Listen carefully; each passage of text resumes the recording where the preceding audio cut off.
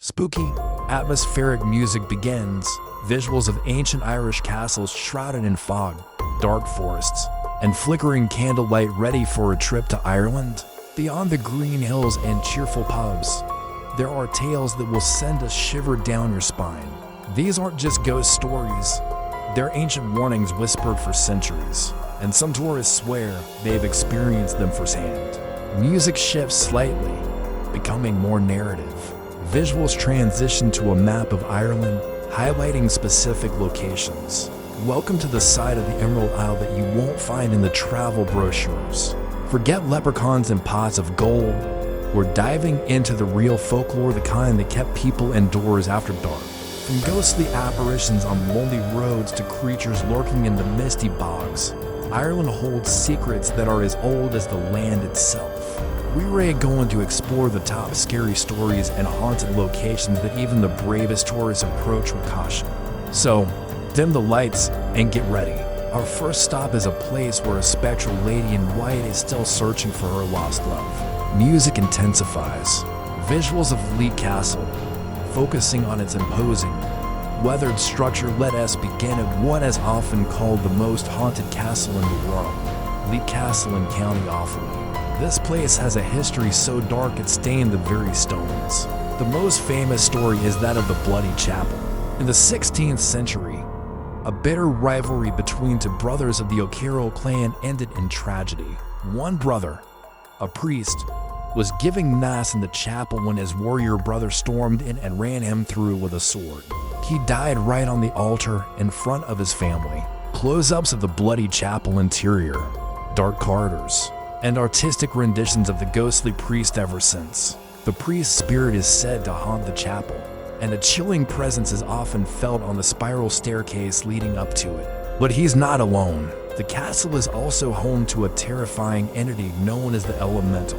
It's described as a hunched, foul-smelling creature, believed to be an ancient nature spirit disturbed by the centuries of violence.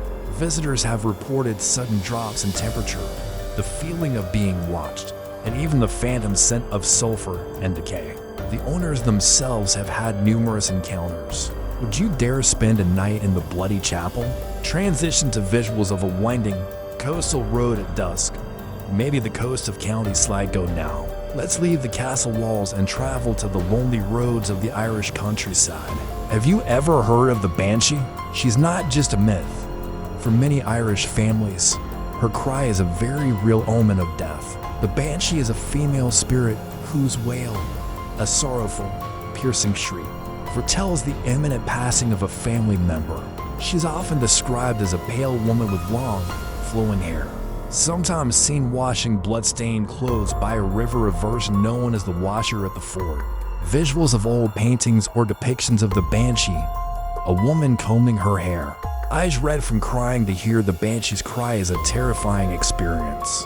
It's said to cut through the quiet of the night, a sound of pure grief that chills you to the bone. Legend says she only cries for certain ancient Irish families, the O'Neills, the O'Briens, the O'Connors, and others with O or Mac in their names. There are countless modern accounts from people, including tourists who didn't know the legend, who claim to have heard an inexplicable, blood-curdling scream in the dead of night, only to receive news of a family tragedy soon after.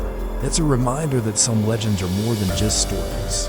Shift to visuals of Loftus Hall, a grand but derelict-looking mansion on the Hook Peninsula. Our next stop takes us to a place where a card game had hellish consequences. Loftus Hall in County Wexford. The story dates back to the 18th century. On a dark and stormy night, a stranger on horseback sought shelter at the hall. The resident Tottenham family invited him in to pass the time. They started a game of cards. During the game, and Tottenham bent down to retrieve a drop card. As she looked under the table, she saw that the mysterious visitor had a cloven hoof instead of a foot. Dramatic reenactment visuals, cards on a table, a woman's shocked face, a close-up of a cloven hoof under the table, followed by a depiction of a demonic figure when she screamed and exposed him. The stranger revealed his true, demonic form, shot through the roof in a ball of fire, and vanished leaving a hole in the ceiling that could never be repaired.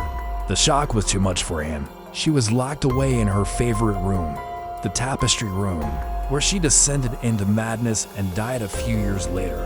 Her ghost is said to haunt the mansion to this day. Tour guides and visitors have reported feeling an oppressive, negative energy, seeing her ghostly figure roam the halls, and hearing unexplained footsteps. Loftus Hall was even investigated by paranormal teams who captured chilling evidence. It stands as a dark monument to a night when evil itself came to visit. Transition to visuals of dark water, lakes, and rivers in Ireland. Maybe shots of the River Shannon, but the terrors of Ireland aren't just confined to land. Lurking beneath the surface of its loughs and rivers is a creature from Celtic mythology. Known as the Púca, the Púca is a shapeshifter, a master of disguise. It can appear as a horse, a goat, a dog, or even a handsome man, but its intentions are always mischievous and often malicious. Its most famous form is a sleek, black horse with glowing golden or red eyes. Artistic renderings of the Púca as a black horse. Tempting a traveler to ride it, it will appear on a lonely road and tempt a weary traveler to ride on its back. If you accept, you're in for the ride of your life. The Púca will take you on a wild, terrifying journey over mountains and through bogs, a whirlwind of chaos and fear. While some tales say it might bring you back unharmed, others warn that the Púca will toss you into a ditch or a bog, or worse, drag you to a watery grave. So if you're walking a country lane in Ireland at night, and a beautiful black horse appears from nowhere, it's probably best to keep walking. Shift to a new location, visuals of the Hellfire Club on Montpelier Hill. Overlooking Dublin, let's journey to the hills overlooking Dublin, to the ruins of a building with a sinister reputation, the Hellfire Club. This old hunting lodge was taken over in the 18th century by a group of wealthy, rebellious elites. By day, they were lords and gentlemen.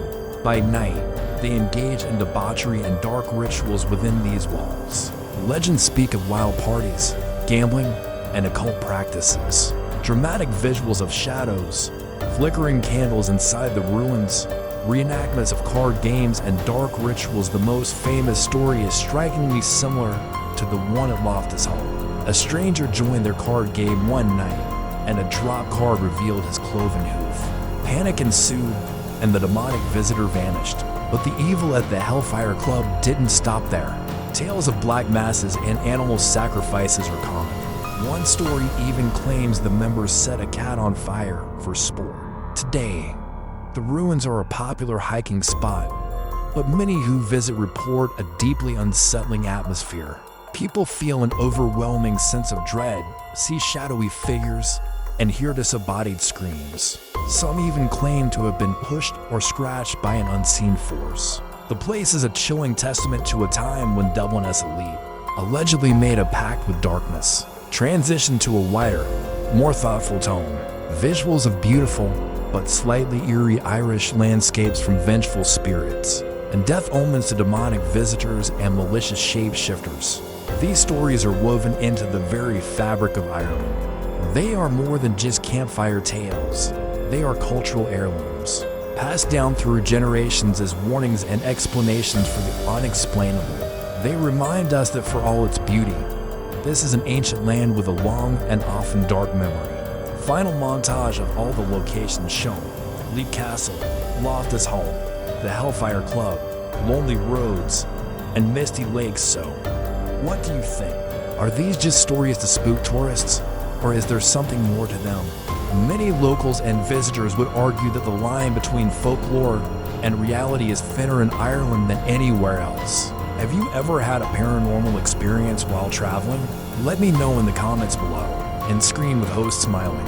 If you enjoyed this journey into Ireland's darker side, don't forget to like this video and hit that subscribe button for more explorations of the world's most mysterious legends. Thanks for watching, and travel safely. You never know who or what you might meet on the road.